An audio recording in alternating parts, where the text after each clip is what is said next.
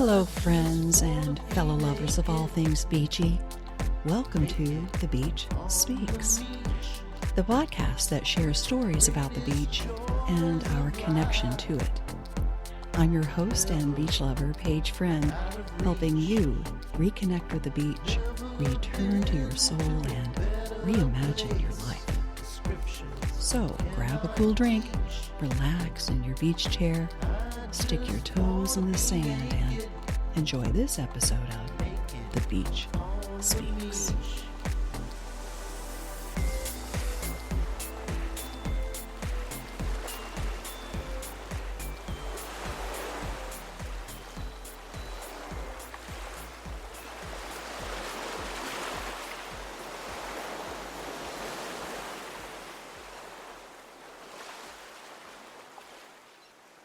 Hey, beach lover.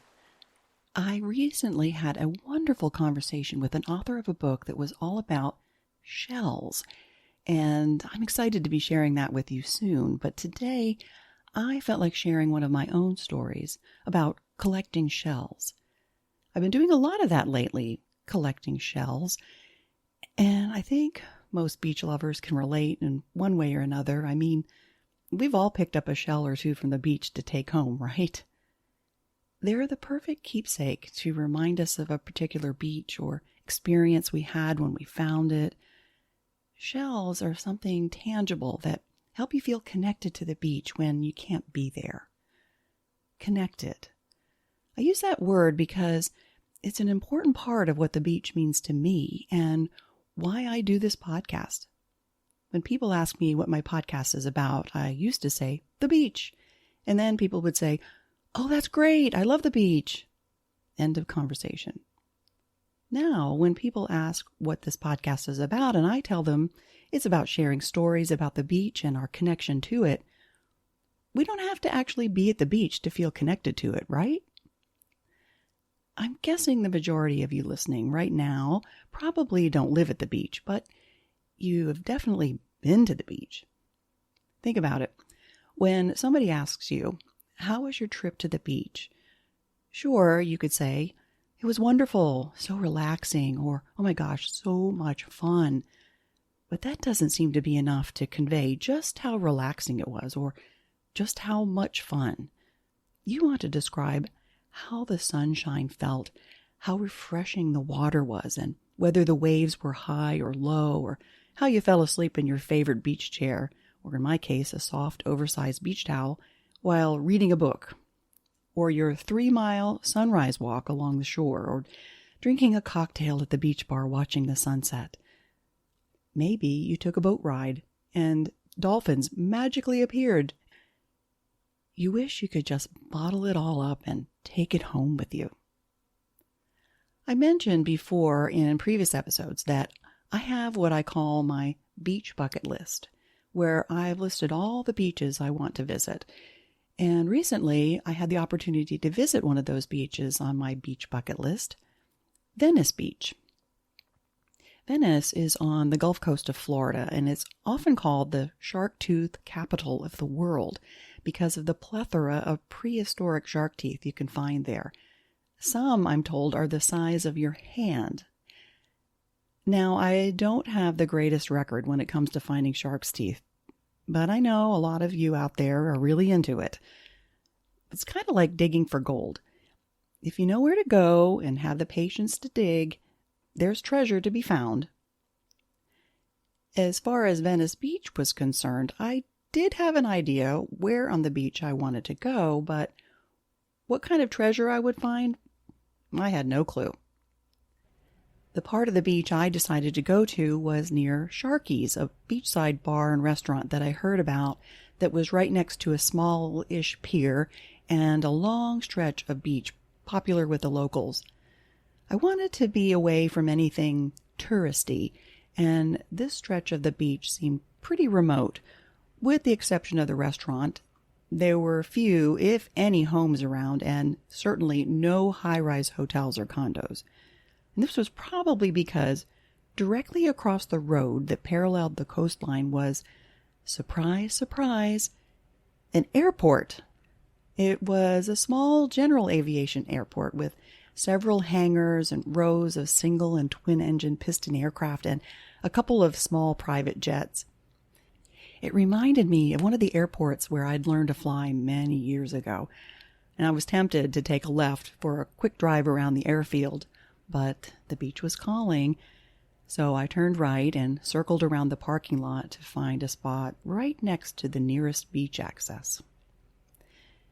Although this beach was technically public, it had that remote kind of vibe, and I remember thinking as I parked the car, grabbing my beach bag from the trunk and unfolding the sun protector to place on the windshield, how interesting it was that I ended up in the middle of my two favorite places, the beach and the airport.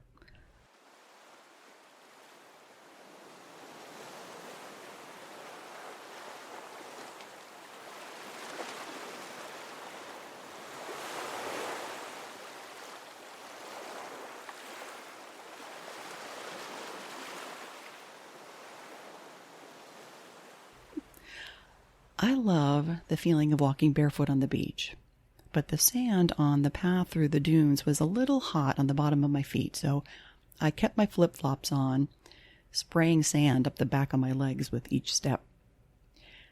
I scoped out a nice flat open space near the water. It was a Thursday afternoon, so there weren't too many people. But there were several folks bent over, knee-deep in the clear blue-green water, holding long poles with these metal baskets attached to the end, scooping up sand from the bottom and sifting it through. I watched them carefully examining the tiny bits left at the bottom of the basket to see if there were any shark's teeth, and it didn't look like they were finding any. At least, not any the size of your hand, maybe more like the size of a baby's tooth. It looked like way too much work for such little reward. I'd rather hunt for shells. But first I needed to cool off. I plopped down my beach bag and stretched out my beach towel in the hot sand, and then walked barefoot as fast as I could to the shoreline, then wading waist-high in the cool, salt water. Oh, it felt so good.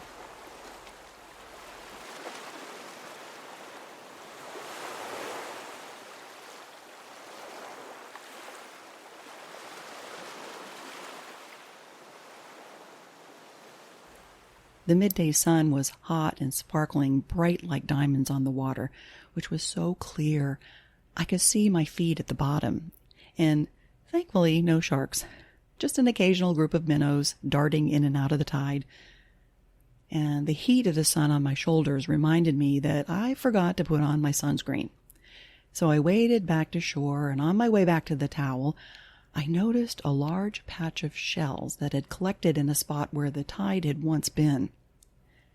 The sunscreen was going to have to wait. I couldn't bear to pass by this precious spot of beach gems and not sift through them. Just a little. I scooped up a handful in my palm. They were so colorful and tiny. Some of the shells were like miniature versions of the larger ones I was used to seeing. I found scallop and tulip shells the size of the nail on my pinky finger. I was already imagining how cute they would look decorating a photo frame or a jewelry box. I decided I would sort through and pick out as many as I could carry in the palm of my hand and bring them back to my towel. One handful, that's all. Well, about 2 hours and many handfuls of shells later, my back was stiff from bending over and my shoulders were hot and tender to the touch. Yeah, I forgot the sunscreen, and now my shoulders were painfully sunburned. But it was a small price to pay for a day on the beach collecting handfuls of precious shells, tiny tokens to remember my visit to this new beach. On a sunny day on the Gulf Coast, next to a bar called Sharky's, across the street from an airport.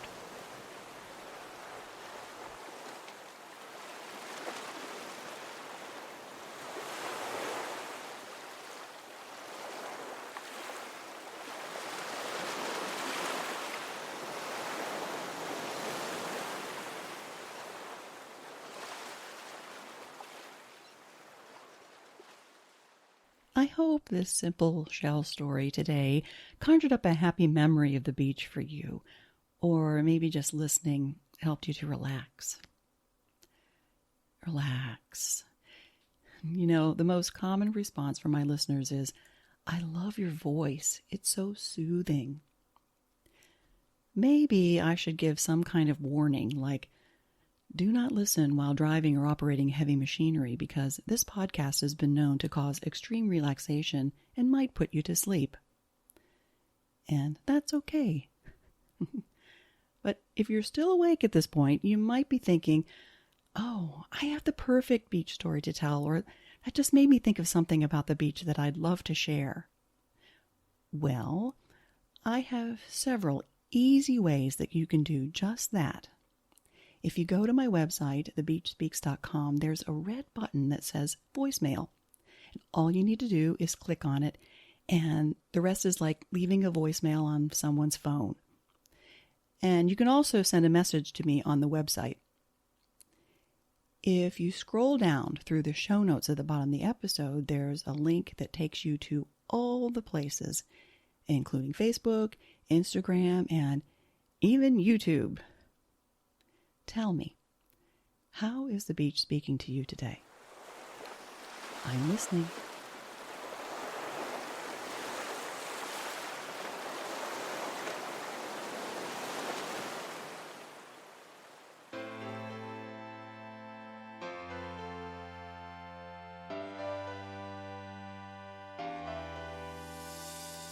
Thank you for tuning in to another episode of The Beach Speaks. If you enjoyed what you heard, please spread the beachy vibes and share it with a friend. Because, let's be honest, who doesn't want more beach in their lives? And if more beach is what you crave, go to thebeachspeaks.com and sign up for my newsletter. It's an easy way to stay in the know, collect some tips and travel hacks for your next beach adventure, and find out what I'm doing at the beach. And if you want to dive deeper into the ocean of support, consider becoming a Beach Speaks Patreon member. Your contribution helps keep the podcast afloat, and you'll enjoy some cool perks that only our Patreon family gets to enjoy.